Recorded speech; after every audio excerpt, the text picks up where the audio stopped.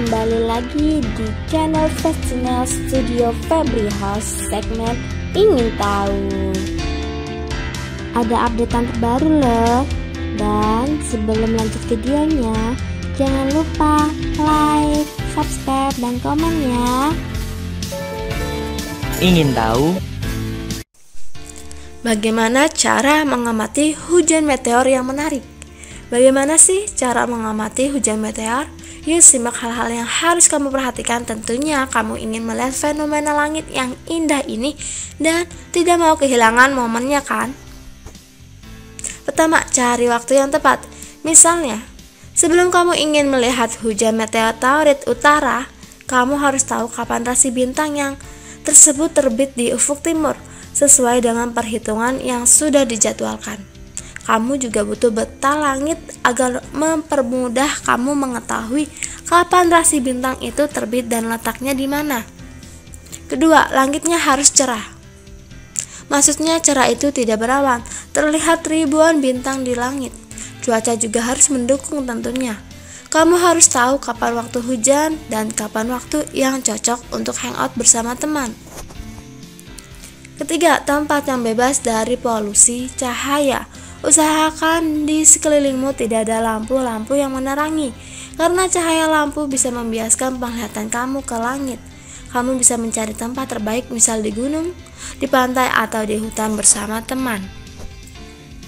4. Abadikan momen.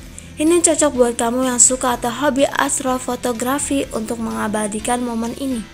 Percuma kamu berlabuh untuk memburu hujan meteor, tapi tidak mengabadikan momen. Seperti berasa kamu sia-sia saja karena ini momen kenangan kamu. Saat kamu memandangi langit yang penuh dengan gemerlap bintang-bintang, pasti kamu suka dikejutkan dengan seleret cahaya yang datangnya entah dari mana saja itu berasal. Yap, orang-orang dahulu menganggapnya sebagai bintang jatuh. Mitosnya, ketika fenomena itu terjadi, mereka langsung berdoa, berharap doa mereka dikabulkan. Tapi tahukah kamu ternyata itu bukan bintang jatuh, karena bintang tidak pernah jatuh. Itulah yang disebut meteoroid.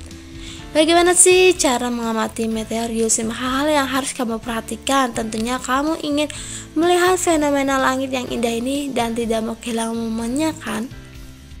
Penyumbang terbesar oksigen di bumi bukan pohon, tapi makhluk ini.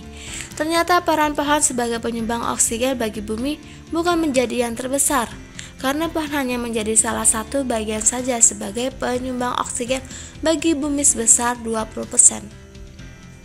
Selama ini yang kita tahu adalah pohon sebagai penyumbang oksigen terpenting bagi bumi beserta seluruh makhluk hidup yang ada di dalamnya. Namun, tahukah kamu? Ternyata peran pohon sebagai penyumbang oksigen bagi bumi bukan menjadi yang terbesar, karena pohon hanya menjadi salah satu bagian saja sebagai penyumbang oksigen bagi bumi sebesar 20%. Peran pohon memang berguna sebagai mitigasi atau mengurangi zat karbon dioksida yang ada di dalam kandungan udara di bumi. Tapi, penyumbang oksigen terbesar di bumi justru bukanlah pohon seperti yang selama ini kita ketahui. Karena penyumbang oksigen terbesar bagi bumi adalah plankton, khususnya fitoplankton. Mengapa bisa demikian? Plankton didefinisikan sebagai makhluk organisme yang mudah hanyut terhadap apapun, yang hidup dalam zona pelagik atau bagian atas samudra, laut, dan badan air tawar. Secara luas, peran plankton juga dianggap sebagai salah satu organisme terpenting bagi kelangsungan kehidupan seluruh makhluk bumi. Hal ini dikarenakan plankton berperan sebagai bekal makanan bagi kehidupan akuatik. Selama ini yang kita kenal Pluto bukan planet. Pluto masih planet kok, tapi ia dianggap sebagai sebuah planet kerdil yang terletak di sabuk Kuiper. Singkatnya, jawaban dari pertanyaan di atas adalah sejak tanggal 24 Agustus 2006, berarti Pluto telah menyandang gelar planet selama kurang lebih 76 tahun. Penjelasan panjangnya adalah sebagai berikut. Perdebatan tentang Pluto dimulai semenjak ditemukannya objek yang diklasifikasikan sebagai objek lintas Neptunus atau Trans-Neptunian Object TNO. TNO merupakan benda di tata surya yang mengorbit melintasi atau berada di luar orbit Neptunus. Sampai tahun 1990-an telah ditemukan hampir 100 TNE dan jumlahnya kini terus bertambah. Pada tanggal 24 Agustus 2006, ribuan astronom berkumpul di Praha, Ceko pada pertemuan internasional Astronomical Union (IAU) yang ke-26. Pertemuan puncak kala itu membuahkan hasil bahwa Pluto tidak masuk dalam kategori planet pada tata surya Bima Sakti. Dengan ditetapkannya definisi dan persyaratan baru sebuah planet, maka Pluto telah resmi dieliminasi. Sungguh menyedihkan. Apa persyaratan untuk disebut planet? Dalam sidang IAU tersebut, para astronom telah sepakat bahwa benda langit dapat dikatakan planet jika memenuhi ketiga syarat berikut. Pertama, mengorbit pada matahari atau mengelilingi lintasan yang tetap. Kedua, berukuran cukup besar sehingga mampu mempertahankan bentuk bulat karena memiliki gravitasi. Ketiga, memiliki jalur orbit yang jelas, bersih dan berbeda dengan orbit benda lain. Sehingga secara sederhana planet dapat didefinisikan sebagai benda langit yang mengitari matahari. Bentuknya bulat dan merupakan satu-satunya objek dominan di orbitnya. Lalu, apa status Pluto saat ini? Jika sudah dieliminasi dari keluarga planet, maka bagaimana status Pluto saat ini?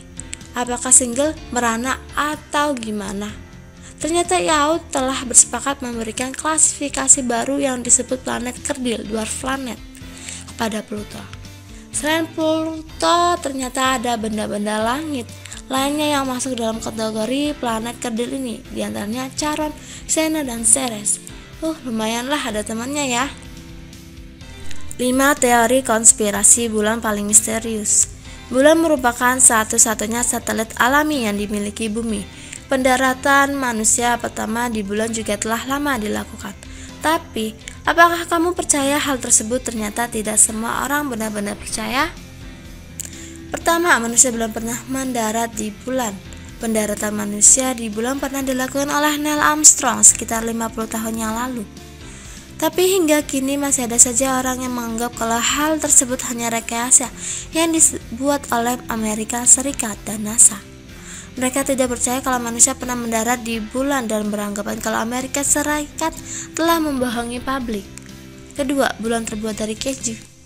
Entah hal apa yang mendasari teori ini, sayangnya banyak anak-anak mempercayai kisah lucu ini. Kalau bulan memang terbuat dari keju, berarti di luar angkasa sana ada sapi raksasa yang memproduksi keju untuk membuat bulan dong. Aneh kan? Ketiga, alien hidup di bulan. Alien berdiam diri di bulan untuk memantau bumi. Hal ini didasarinya dari 2 foto NASA di tahun 2013 yang telah dihapus dari NASA Image Atlas saat ini. Menurutnya, bulan sengaja ditutupi dengan puing-puing untuk menutupi fungsi sebenarnya sebagai stasiun luar angkasa.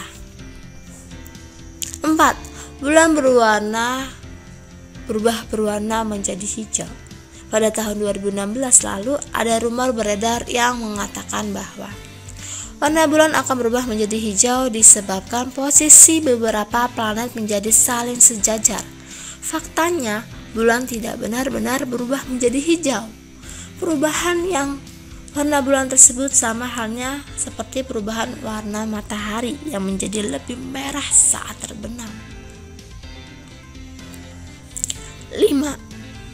Bulan bisa membuat insomnia dan kejahatan. Di luar sana bertebaran mitos yang menjelaskan bahwa bulan dapat mempengaruhi karakter seseorang, bahkan bisa membuat orang menjadi lebih liar dan ganas, apalagi jika sedang bulan purnama. Mereka beranggapan kalau bulan purnama bisa meningkatkan naluri seseorang untuk berbuat kejahatan, kesulitan tidur, atau bahkan membuat seseorang menjadi gila. Teori konspirasi bulan paling misterius ini merupakan satu-satunya satelit alami yang dimiliki bumi. Pendaratan manusia pertama di bulan juga telah lama dilakukan. Tapi, apakah kamu percaya hal tersebut? Ternyata tidak semua orang benar-benar percaya akan hal tersebut. Dan malah menimbulkan berbagai macam teori konspirasi tentang bulan. Sebagian orang menganggap kalau pendaratan Neil Armstrong di bulan hanyalah bualan NASA semata. Selain itu, masih ada juga lah teori konspirasi bulan lainnya. Penasaran? Berikut beberapa teori konspirasi dan misteri tentang bulan. 4 fakta menarik jika ingin menjadi astronot. Yakin masih mau? Menjadi astronot adalah pekerjaan yang menjadi impian banyak orang, mulai dari yang muda bahkan sampai yang bau tanah. Nah, inilah 4 fakta menarik dari astronot. Pertama, syarat berat jadi astronot. Ada syarat-syarat yang harus dipenuhi untuk ikut latihan penerbangan angkasa luar. Di antaranya harus memiliki gelar sarjana teknik, sains, matematika, atau kedokteran. Selain itu, calon astronot juga harus memiliki pengalaman 3 tahun atau setidaknya memiliki 1000 jam terbang sebagai pilot pesawat jet. Kedua, pakaian khusus. Untuk baju kerja di luar pesawat angkasa luar tentunya lebih berat karena dilengkapi berbagai peralatan yang menjamin keselamatan saat bertugas di luar pesawat. Beratnya sekitar 127 kg. Walau begitu, pakaian astronot akan terasa ringan karena tidak adanya gaya gravitasi di angkasa luar. 3. Larangan membawa makanan tertentu. Di angkasa luar ada beberapa makanan dan minuman yang dilarang dibawa, yaitu susu segar, roti, gula, lada, garam, dan minuman bersoda. Sebab kalau membawa roti misalnya remahnya bakal melayang-layang di dalam pesawat sehingga bisa mengenai mata astronot dan mengganggu peralatan penting di pesawat. 4. Astronot jadi lebih tinggi. Bukan endorse ya nih. Tubuh astronot bisa bertambah sekitar 2-5 cm saat di angkasa luar. Namun kadang-kadang penambangan tinggi itu juga disertai dengan sakit punggung. Kok bisa tubuh bertambah tinggi di angkasa luar? Tulang belakang manusia memang bisa mengembang, akan tetapi saat di bumi tertekan oleh gaya gravitasi, sedangkan saat di angkasa luar tidak ada gaya gravitasi. Jangan lupa like, subscribe, dan komen ya.